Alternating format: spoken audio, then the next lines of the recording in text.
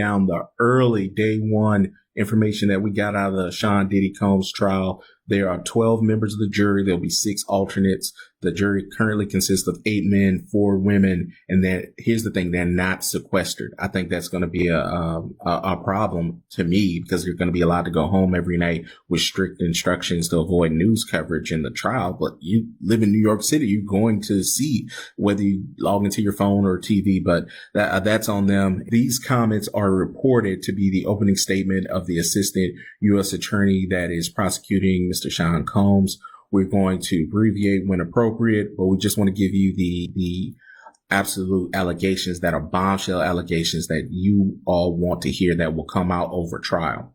The attorney starts, "This is Sean Combs. To the public, he was a cultural icon, a businessman that was larger than life, but you will hear about 20 years of the defendant's crimes. He had a team to help him: kidnapping, arson, drugs, sex crimes. Let's start with one night. He was on the hunt for his girlfriend, Cassie. He forced her to have sex with male escorts while he watched and recorded it.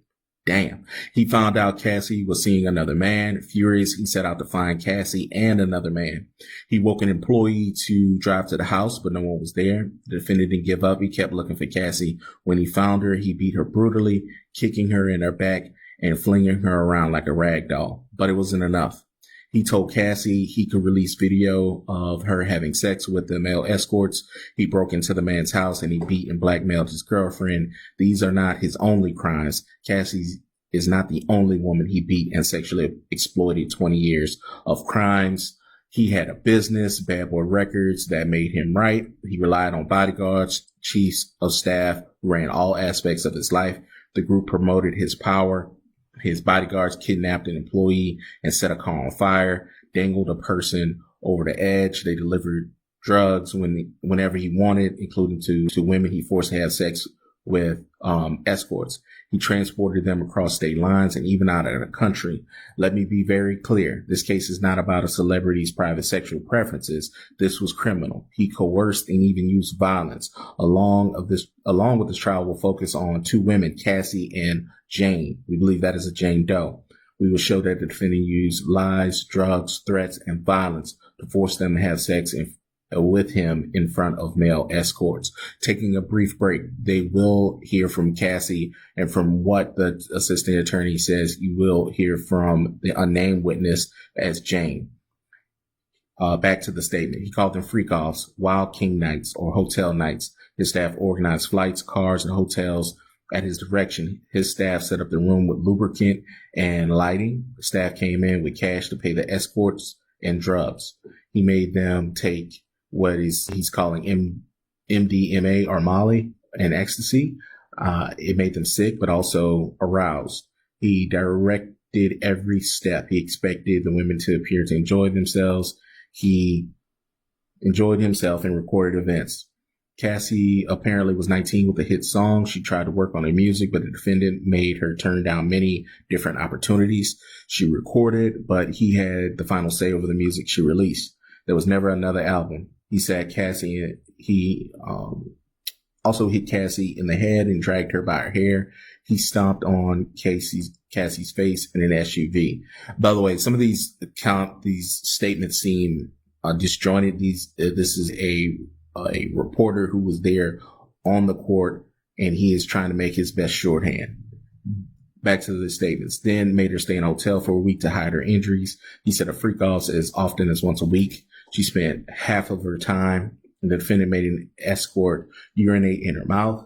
As you'll see in this trial, he beat her in the hallway of a hotel and dragged her back into the freak-off. Initially, she wanted to make him happy, but then she didn't want to. But the defendant made her. The consequences were severe. He beat her when he thought she took too long in the bathroom. When he said to have a freak-off, she knew she had no choice. She called the escort and put on the performances he wanted. Her safety depended on keeping him happy. Her safety depended on keeping him happy. The relationship was complicated. Both were unfaithful, but only one of them had power. He made Cassie do his bidding in those dark hotel rooms. Cassie was not the only one. This was a pattern. Let me tell you about Jane. She was a single mom that started spending time with him in 2020. She fell in love with him. He was seeing other women One night, he told Jane about freak-offs and made it happen immediately. He took her to a hotel when an escort was on the way. He directed her step by step. Jane thought it was a one-time wild night. She was wrong. He continued offering a real relationship. Jane wanted the escorts to wear condoms, but the defendant did not let them. Jane tried to make it through these nights without the drugs. The first time she broke down and took ecstasy to finish. Another time she vomited, but he said, go do it again.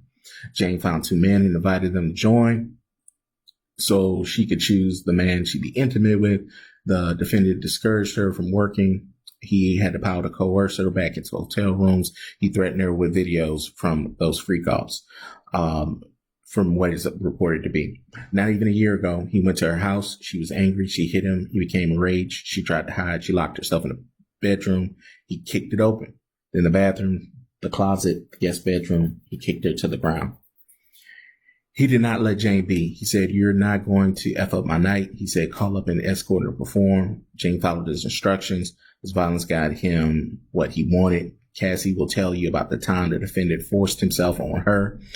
Mia, an employee of Diddy, will tell you how defendant forced himself on her, hands always on her, penetrating her, and amidst all this violence, he and his inner circle worked to cover up his crimes. The video at the LA hotel, you will hear how far this went. The defendant offered the hotel security guard a wad of cash, a brown paper bag, allegedly with $100,000 in it with $100 bills. The inner circle kept Cassie in hiding for days. For all of this, he's charged with multiple federal crimes, racketeering, conspiracy. Cassie and Jane will tell you of the most painful experiences of their lives. You will hear from some of the defendant employees, including his personal assistant, Mia, who was assaulted. She's grappling with a lot, apparently. You will hear the employee he forced into an SUV with a firearm, and from a chef. They worked punishing hours, at times without sleep. They bought drugs for him. They were expected to keep quiet. Some of these witnesses already received settlements. You will also hear from some of the escorts that the defendant directed and filmed them. An escort saw the defendant assault Cassie and drag her by the face during a freak-off. You'll see records from hotels and damage and car services. You'll see text messages in which the defendant tells staff to bring cash for escorts, and by Jane saying she did not want to do the freak-offs. You will see videos in them. You can hear the defendant provide direction to Cassie and Jane high on ecstasy. You will see a video of the defendant brutally beating Cassie during a freak-off in a LA hotel. You will see photos of damage, including to 4 doors in Jane's home not even a year ago. You will see what he had in his home. You will see the agreement with the hotel guard barring him from speaking after he paid the $100,000 for the video.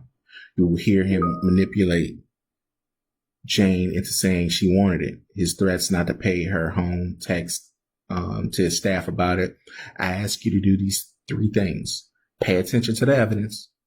Follow the judge's instructions on the law. Use your common sense.